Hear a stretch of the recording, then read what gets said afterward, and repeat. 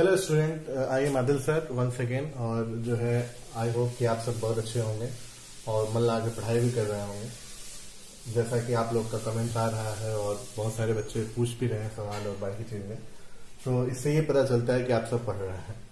अच्छी बात है, पढ़िए मन लगा के, बहुत जरूरी भी है पढ़ाई आपके लिए। बोर्ड का एग्जाम में पहला आपको पढ़ना चाहिए। बाकी रही जहां तक सवाल आज पढ़ाई का, तो आज का जो हम लोग पढ़ रहे हैं पहला चैप्टर इलेक्ट्रिसिटी। इलेक्ट्रिसिटी में ये चौथा लेक्चर है आपका जो मैं आज आपको दे रहा हूं। और मैं आपको ये भी बता दूं कि ये जो लेक्चर है मैं सच पूछे तो ज्यादा आगे ना पढ़ाकर पीछे की जो चीजें आप पढ़े हैं उसे एक बार रिव्यू मारते हुए थोड़ा सा आगे बढ़ूंगा, ज्यादा आगे नहीं। क्योंकि मुझे पता है बिल्कुल नया चैप्टर है, नए नए कंसेप्ट हैं, नए नए आपको बिल्कुल आइडिया मिल रहे हैं, इसलिए थोड़ा सा स्लो होकर ही पढ़ाना शुरू में ठीक है, ताकि आपको बातें समझ में आ जाए। क्योंकि बिल्कुल नई नई चीजें आप पढ़ रहे हैं।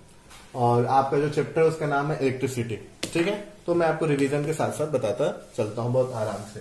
कहां से शुरू किया था हम लोग, कहां तक अभी तक पहुंचे हैं, आगे अब क्या पढ़ना है, वो सारी चीजें पढ़ेंगे। एक कंप्लीट लेक्चर होगा जो कंसेप्ट को क्लियर करता हुआ चलेगा तेजी के साथ, क्योंकि 3 लेक्चर आपके जो पीछे के हैं उसको ये लगभग समराइज भी कर रहा है एक साथ।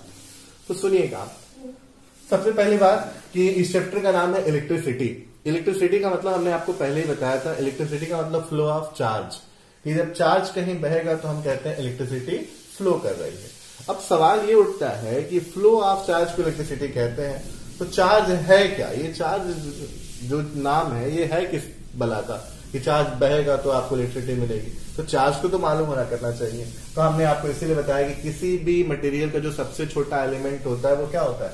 एटम होता है। और उस एटम का स्ट्रक्चर कैसा होता है आपको पता होना चाहिए। उसके बीच में न्यूक्लियस होता है और चारों तरफ क्या होता है? आर्बिट्स होते हैं। इन आर्बिट में क्या होते हैं? इलेक्ट्रॉन होते हैं। और जो आपके बीच में जो न्यूक्लियस है इसमें न्यूट्रॉन और प्रोटॉन होते हैं। क्या ये इलेक्ट्रॉन रुके होते हैं? नहीं, ये क्या करते हैं? रिवॉल्व करते हैं न्यूक्लियस के चारों ओर। तो किसी भी एटम में 3 तरह के आपके पार्टिकल्स होते हैं, इलेक्ट्रॉन, प्रोटॉन और न्यूट्रॉन। ये जो न्यूट्रॉन और प्रोटॉन है इन्हीं पर चार्ज है, न्यूट्रल है। न्यूट्रॉन पर कोई चार्ज नहीं है। तो जो चार्ज है वो कहां है? इलेक्ट्रॉन और प्रोटॉन पर है। कितना चार्ज है इलेक्ट्रॉन पर? -1.6 इंटू 10⁻⁻19 कूलम। प्रोटॉन पे कितना चार्ज है? +1.6 इंटू 10⁻⁻19 कूलम। जो चार्ज है इन्हीं इलेक्ट्रॉन के ऊपर है और प्रोटॉन के ऊपर है। इलेक्ट्रॉन से चार्ज को अलग नहीं किया जा सकता, प्रोटॉन से चार्ज को अलग नहीं किया जा सकता। ये दोनों एक दूसरे के साथ कंबाइंड है। ये इलेक्ट्रॉन प्रोटॉन के इनहेरेंट पैतृक खानदानी उनकी अपनी प्रॉपर्टी है, जाति, उससे इनको अलग नहीं किया जा सकता। ये आपका जो है चार्ज की जो जगह है। अब आपके दिमाग में आ रहा होगा कि फ्लो ऑफ चार्ज यानी प्रोटॉन बहे चाहे इलेक्ट्रॉन बहे, बात तो सही है। पॉजिटिव चार्ज बहे चाहे निगेटिव चार्ज बहे, चार्ज बहेगा तो करंट यानी इलेक्ट्रिसिटी मिलेगी। तो ये सोचते हुए हमने सोचा कि अब आपको थोड़ा मैं आगे का पढ़ा चुका हूं तो मैं कह सकता हूं कि अगर हम लोग को जो सिलेबस में पढ़ना है, आपको एक चार्ट बना के मैंने समझाया था कि हमें पढ़ना है कंडक्टर में सॉलिड कंडक्टर के बारे में। लिक्विड और गैस के बारे में थोड़ा ज्यादा ध्यान नहीं देना है। तो सॉलिड कंडक्टर के एटम क्या होते हैं? फिक्स होते हैं। तो एटम अगर फ्लो नहीं करेंगे, यानी न्यूट्रॉन प्रोटॉन तो बहुत अंदर है, वो फ्लो नहीं कर सकता। वैसे तो न्यूट्रॉन का मतलब ही नहीं है, प्रोटॉन फ्लो नहीं कर सकता। तो आप बेसिकली ये समझिए कि हमें इलेक्ट्रिसिटी फ्लो करानी है तो किसको बहाना पड़ेगा? इलेक्ट्रॉन को। किसको बहाना पड़ेगा? इलेक्ट्रॉन बहेगा तो इलेक्ट्रिसिटी मिलेगी, क्योंकि प्रोटॉन तो नहीं बह सकता सर, काफी अंदर होता है एटम के। और सॉलिड के अंदर जिसके हम पढ़ रहे हैं उसमें तो बहता भी नहीं है। तो जो हमें चार्ज को फ्लो करना पड़ेगा क्या? इलेक्ट्रॉन को। अच्छा, एक इलेक्ट्रॉन बहेगा तो क्या हम ये कहेंगे कि एक चार्ज बह रहा है? नहीं ना, याद रहे इलेक्ट्रॉन की संख्या अलग है, चार्ज अलग है। अगर एक इलेक्ट्रॉन बहेगा तो हम कहेंगे कि 1.6 इंटू 10⁻⁻19 कूलम चार्ज बह रहा है। ये छोटी छोटी बातें हमने आपको बताया थी कि सेम चार्ज एक दूसरे को रिपेल करते हैं, चाहे पॉजिटिव पॉजिटिव चाहे नेगेटिव नेगेटिव, और अपोजिट चार्ज एक दूसरे को क्या करते हैं? अट्रैक्ट करते हैं। इसके बाद एलिमेंट्री चार्ज आपका टॉपिक होगा कॉपी में, नोट्स में, जो दुनिया का सबसे कम चार्ज पॉसिबल है। इन सब पे मैं लेक्चर दे चुका हूं, इसलिए मैं कह रहा हूं मैं इसे समराइज करता हूं, बहुत तेजी से आगे बढ़ रहा हूं। एलिमेंट्री चार्ज का मतलब दुनिया का सबसे कम चार्ज, और आपको पता चल चुका है कि वो कौन है? वो इलेक्ट्रॉन के ऊपर जो चार्ज है उसी को क्या कहते हैं? Elementary charge. इसीलिए इलेक्ट्रॉन के ऊपर जो चार्ज है उसे हम ई से दिखाते हैं। किससे दिखाते हैं? ई से, ई मतलब 1.6 इंटू 10⁻⁻19 कूलम। कूलम क्या है? यूनिट ऑफ चार्ज है।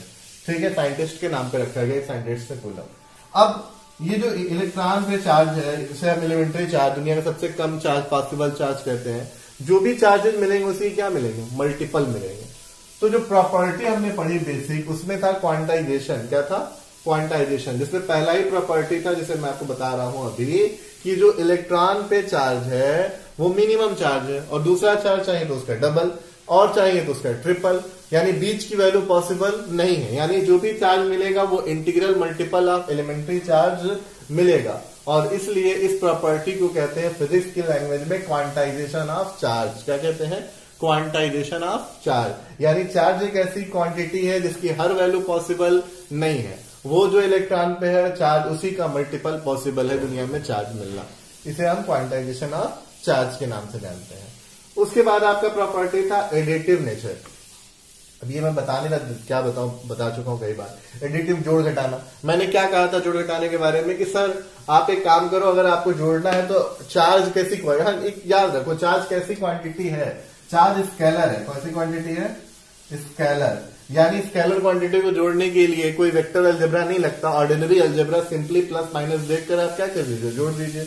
मैं आपसे कहूं सर 3 चार्ज है, ये एक है 3e, दूसरा है आपका -10e, और तीसरा है आपका 12e, तो कितना हो गया टोटल चार्ज? तो बस प्लस माइनस e देकर जोड़ दीजिए। 12, 15, 10 चला गया 5e, 5e, कितना चार्ज आ जाएगा? 5e आ जाएगा। ठीक है, ये आप समझ रहे होंगे क्या मतलब है उसका, और 5e मतलब पॉजिटिव नेचर आएगा, ये भी आप समझ रहे होंगे। अब दूसरा क्या है आपका एडिटिव नेचर के अलावा? Conservation of charge. यानी चार्ज को हम ना बना सकते हैं ना ही खत्म कर सकते हैं, थोड़ी देर के लिए उसके प्रभाव को वैनिश कर सकते हैं। ये मैंने समझाया था आपको पिछले लेक्चर में कि आप 2 प्रोटॉन और 2 इलेक्ट्रॉन एक साथ रखोगे तो एक दूसरे के प्रभाव को कैंसिल करके नेट चार्ज 0 हो जाएगा, बट वो खत्म नहीं हुए हैं। जैसे ही प्रोटॉन और इलेक्ट्रॉन अलग होंगे फिर से अपना प्रभाव दिखाने लगेंगे। और कंजर्वेशन ऑफ चार्ज में एक और बात आती है कि एक चार्ज जो है एक बॉडी से दूसरे बॉडी पर ट्रांसफर भी होता है, एक जगह से दूसरी जगह ट्रांसफर। अच्छा, चार्ज ट्रांसफर होगा, थोड़ा सा बेसिक मेरे थोड़ा सा कॉन्सेप्ट रखो, तो क्या जाएगा? जैसे मैं कहूं कि इस पे पॉजिटिव चार्ज आ जाए, मैं क्या करूं कि इस पे पॉजिटिव चार्ज आ जाए, तो मैं क्या करूंगा कि इसका एक इलेक्ट्रॉन उठा के किसी को दे दूंगा, इसका एक इलेक्ट्रॉन इससे निकल जाएगा, तो क्या पहले जितने प्रोटॉन थे उतना ही इलेक्ट्रॉन था, तो बराबर था, इसलिए एटम न्यूट्रल होता है। आपको मालूम होना चाहिए कि कोई भी एटम न्यूट्रल होता है सिंपल स्टेट में। तो अगर आपने एक इलेक्ट्रॉन निकाल दिया तो अब इस पे एक प्रोटॉन बढ़ गया, यानी एक पॉजिटिव चार्ज इस पे आ गया। तो ये तो पॉजिटिव लाने का तरीका है। मैं कहूं कि इस पे निगेटिव लाना है तो क्या करना पड़ेगा? एक इलेक्ट्रॉन और लाना पड़ेगा। यानी लेन देन जो होगा, आप ये सोचो, वो किसका होगा? इलेक्ट्रॉन का होगा।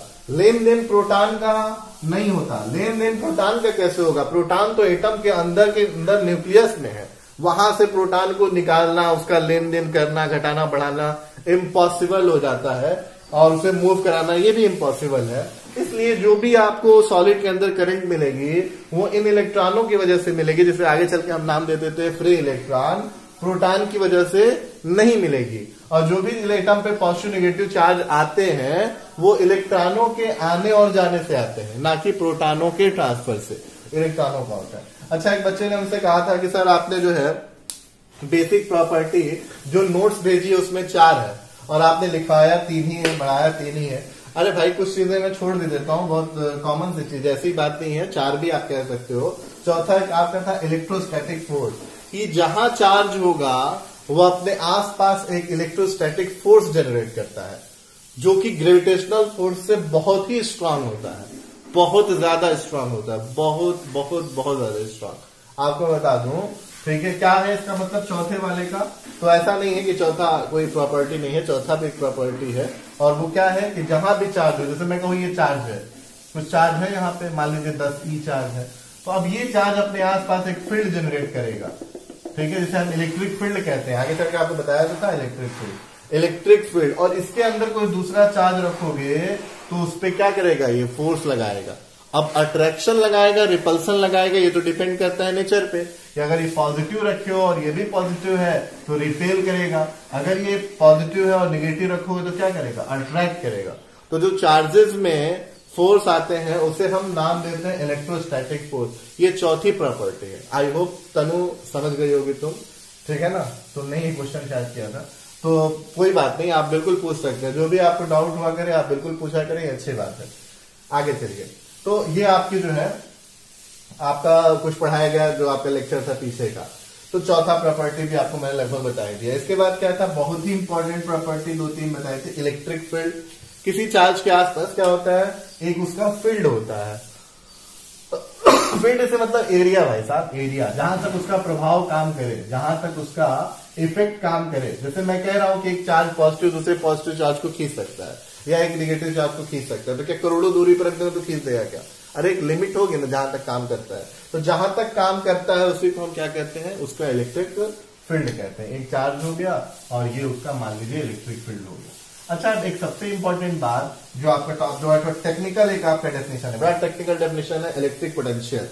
Unit amount of positive charge को लाइए, कहां से लाइए भाई साहब, इन्फिनिटिव से। What do you mean by infinitive? Infinitive is not a concept, not a number, it is a concept. That's mean ऐसी जगह से आप लाइए चार्ज को जो पहले से किसी के इलेक्ट्रिक फील्ड में ना हो, उसे हम क्या कहते हैं, इन्फिनिटिव कहते हैं। तो यूनिट अमाउंट ऑफ चार्ज को वहां से आप यहां तक लाएंगे इस पी पॉइंट तक, तो जो काम करेंगे, मान लीजिए टोटल चार्ज लाए आप Q और काम किया क्या W, तो यूनिट अमाउंट ऑफ चार्ज को लाने के लिए जो काम करेंगे ना, यानी W/Q, वो उसे क्या कहते हैं, इस पॉइंट का हम कहते हैं, इस पॉइंट का इलेक्ट्रिक पोटेंशियल। क्या कहते हैं, इलेक्ट्रिक पोटेंशियल।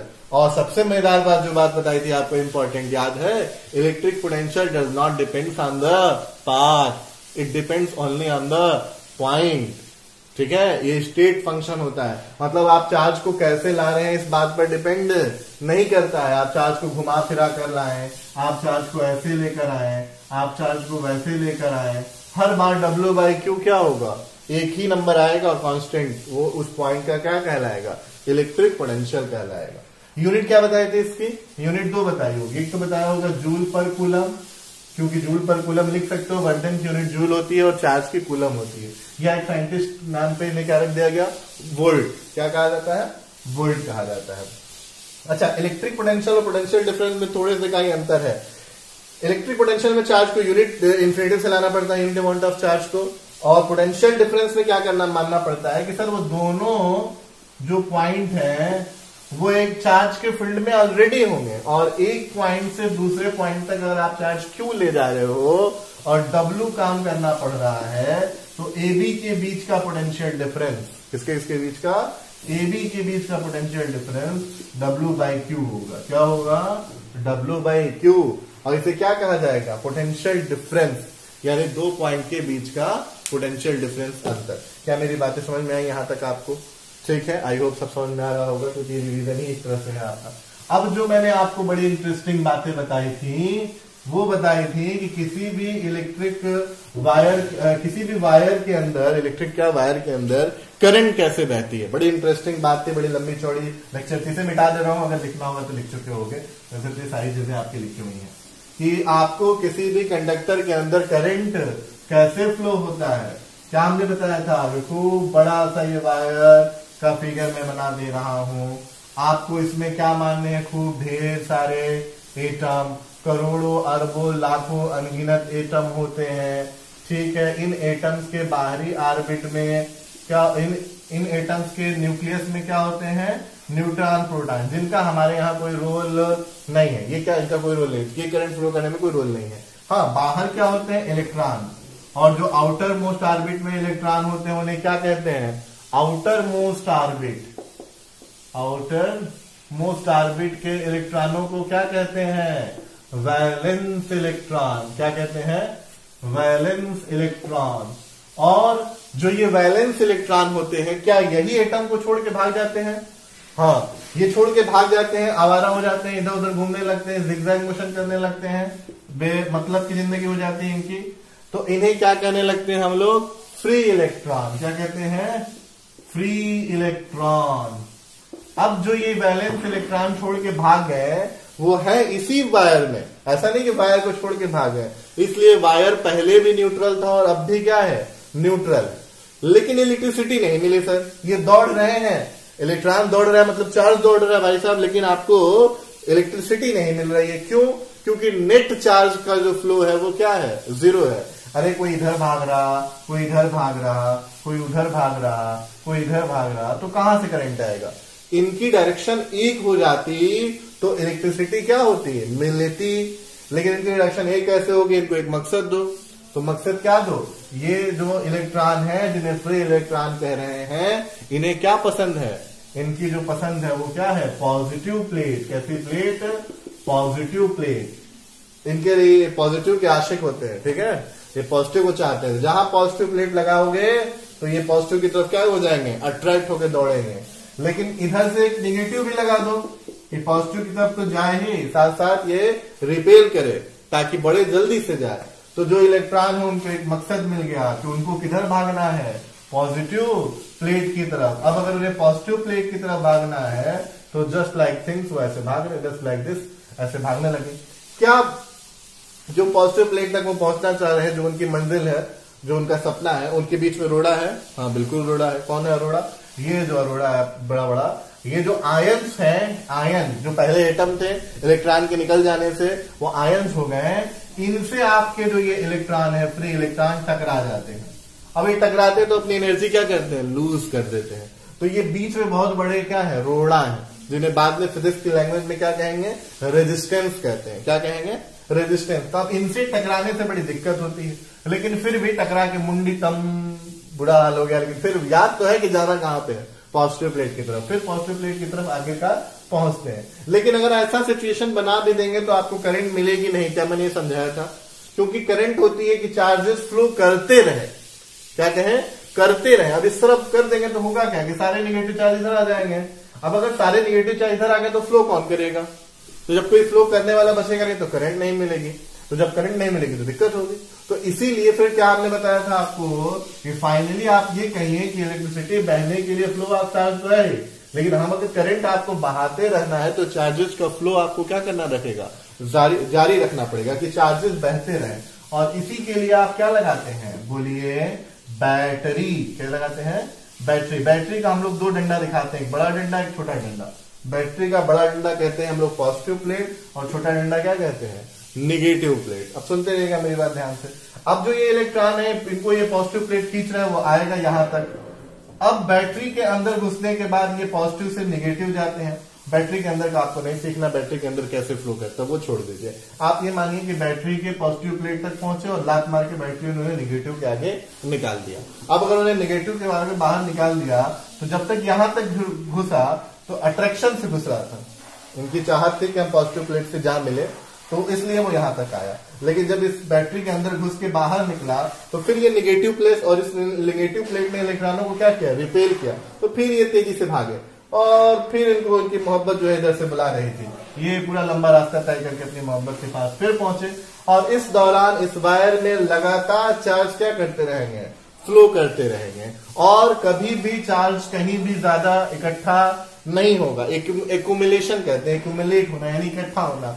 क्या कभी वायर में करंट बहेगा तो चार्ज कहीं इकट्ठा होता है? नहीं, चार्ज इकट्ठा नहीं होता है। यानी मैं आपसे एक और इंपॉर्टेंट बात आपको बताई थी कि जैसे ये आपका कंडक्टर, आप इसमें करंट फ्लो कराना चाह रहे थे, तो क्या ये इलेक्ट्रॉन जो बाहर निकल गए और वायर में यहां आ गए तो क्या ये न्यूट्रल नहीं रहा? न्यूट्रल ही रहा। क्यों?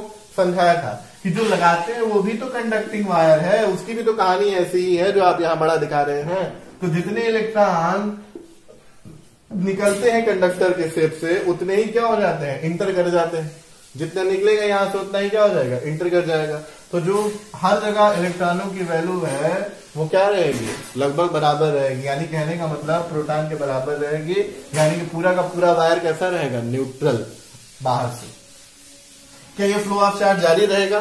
बिल्कुल बना रहेगा। और ये फ्लो ऑफ चार्ज जारी रहेगा, इसी को क्या कहेंगे? करंट। क्या कहेंगे? करंट। अच्छा, इलेक्ट्रॉन अगर बह रहा है ऐसे तो हम करंट की डायरेक्शन क्या माने हैं? इलेक्ट्रॉन के फ्लो के अपोजिट। यानी करंट अगर इलेक्ट्रॉन ऐसे बह रहा है तो करंट कैसे बहेगा? करंट बहेगा ऐसे। गंदा कर दिया ना मैंने सब? चलो ठीक है, समझ में तो आ ही रहा होगा। या रुको जाओ, मैं एक बार बना ही दे रहा हूं आपको। और मैं आपको ये बता दूं कि अब आपको याद क्या रखना है। थोड़ा सा एक ट्रिक, बात तो वही है, जैसे कान ऐसे पकड़ो चाहे इधर से पकड़ो। एक दूसरी बात मैं आपको बता रहा हूं, ठीक है? जैसे दिल करे वैसे याद करो। क्या मैं बता रहा था आपको, मैं बता रहा था कि ये हो गया, हाँ मैं आपको बता रहा था कि जो अब मैं इलेक्ट्रॉन दिखा रहा हूँ, आयन दिखाने का कोई मतलब थोड़े है, मैं सिर्फ इलेक्ट्रॉन दिखा रहा हूँ भाई साहब। ये इलेक्ट्रॉन है और ये इलेक्ट्रॉन भाग रहे हैं इस तरीके से, लेफ्ट से राइट, तो करंट कैसे बहेगी, राइट से लेफ्ट आई। लेकिन आप ऐसे याद करो कि बैटरी करंट कैसे बहती है। आपको याद करने का एक और तरीका बता रहा हूं कि बैटरी से ऑलवेज करंट पॉजिटिव प्लेट से निकलती है। किधर से निकलती है, पॉजिटिव प्लेट से, और किधर से जाती है, नेगेटिव प्लेट से। इस प्लेट का क्या काम होता है, बैटरी का क्या काम होता है बेसिकली, ये भी आपको पिछले लेक्चर में बताया था। क्या बैटरी चार्ज प्रोवाइड करती है क्या, नहीं, बैटरी चार्ज प्रोवाइड नहीं करती। बैटरी क्या प्रोवाइड करती है, बहुत ही इंपॉर्टेंट बात है भाई साहब, बैटरी क्या देती है, एनर्जी। क्या देती है, एनर्जी। और इसके पास ये एनर्जी आता कहां से है, ये केमिकल एनर्जी होती है। कौन सी एनर्जी होती है, केमिकल एनर्जी। केमिकल एनर्जी को ये एनर्जी लेकर देता है किसको, फ्री इलेक्ट्रॉन को। यहां लिखता हूं देखो, केमिकल एनर्जी, कौन सी, केमिकल एनर्जी। ये केमिकल एनर्जी जो बैटरी के अंदर है वो कैसे आती है, इसके लिए आपको केमिस्ट्री पढ़ाया जाता है कि बैटरी कैसी होती है, वो जब पढ़ाया जाएगा बात की बात है, आगे बढ़ो। तो ये जो देती है, ये किसको देती है, ये देती है फ्री इलेक्ट्रॉनों को। किसको देती है, फ्री इलेक्ट्रॉनों को। किस फॉर्म में देती है, काइनेटिक एनर्जी के फॉर्म में। किस फॉर्म में, काइनेटिक। अभी से लेके काइनेटिक एनर्जी में दौड़ते हैं इलेक्ट्रॉन, बड़ी तेजी से एनर्जी लिया, दौड़ा, दौड़ते ही क्या हो गया, इलेक्ट्रॉन टकरा गए। किससे टकरा गए भाई साहब, आयन से टकरा, सारी एनर्जी लूज कर दी है।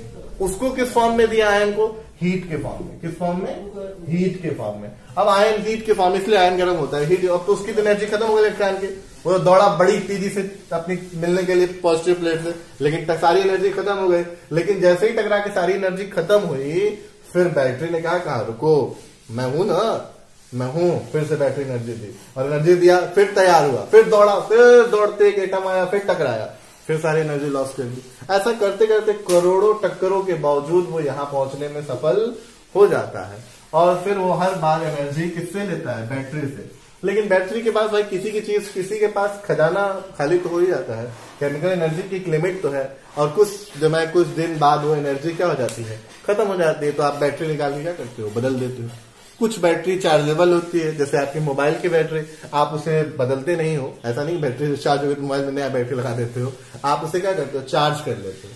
तो दो तरह की बैटरी होती है, एक चार्ज करने वाली और एक जिसे आप सिर्फ 1 बार यूज करते हो और फेंक देते हो। जैसे आपकी घड़ी वगैरह में बैटरी लगती है, आप यूज किए, मोबाइल, अरे वो टीवी के रिमोट में लगती है बैटरी, आप उसे फेंक देते हो।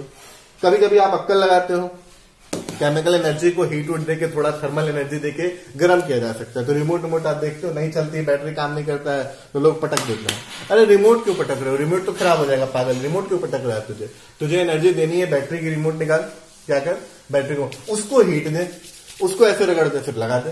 तो लोग पटकते हैं, छोटे, उनको क्या मालूम से होते पटकते चलने लगता है। अरे पागल, वो बैटरी खत्म हो रही है, उसे कुछ और दिन चलाना है, ले आकर धूप में रख दो, थोड़ा सा गर्म नहीं पाएगा, हीट पाएगा, कुछ दिन और चल जाएगा बेटा। तो बचाना है पैसा तो कुछ दिन और बैटरी जो फेंकने वाली है उसे भी कुछ दिन चला सकते हो तो ठीक है, बट वो तुम्हारे ऊपर डिपेंड करता है कैसे करना चाहते हो। पैसा अधिक है, फेंक दो। खैर इधर देखो, तो बैटरी ने क्या दिया भाई साहब, बैटरी के पास केमिकल एनर्जी, उसने क्या दिया, उसने दिया आपको काइनेटिक, उसने energy the, kinetic energy in free इलेक्ट्रॉनों को, और उन्होंने लॉस कर दिया हीट के रूप में। लेते लेते ये चक्कर लगा और इस तरह से आपको क्या मिली, करंट मिली। क्या मिली, करंट। अब जो अगला लेक्चर मैं आपको बनाऊंगा वो बनाऊंगा करंट पे। किससे बनाऊंगा, करंट पे, कि करंट क्या होती है। अब आगे ये एक 3 लेक्चर का निचोड़ है, आज जो मैंने आपको डिस्कस किया ना चीजें, 3 लेक्चर का बिल्कुल आपको निचोड़ बता के दे दिया कि ये है, आप इसे समझो अच्छे से ताकि आगे आपको समझ में आ जाए। आई होप कि आप सबको मेरा वीडियो और ये लेक्चर पसंद आ रहा होगा, तो लाइक और सब्सक्राइब भी करते रहो भाई साहब। ये आदमी की लालच है, बढ़ता रहता है सम्मान पाने के लिए, तो आप थोड़ा सा जो है सब्सक्राइब और लाइक करते रहो। इतना दिन मेहनत कर रहा है, और बाकी मन लगा के पढ़ो जैसा कि पढ़ रहे हो, और बाकी best of luck. Thank you.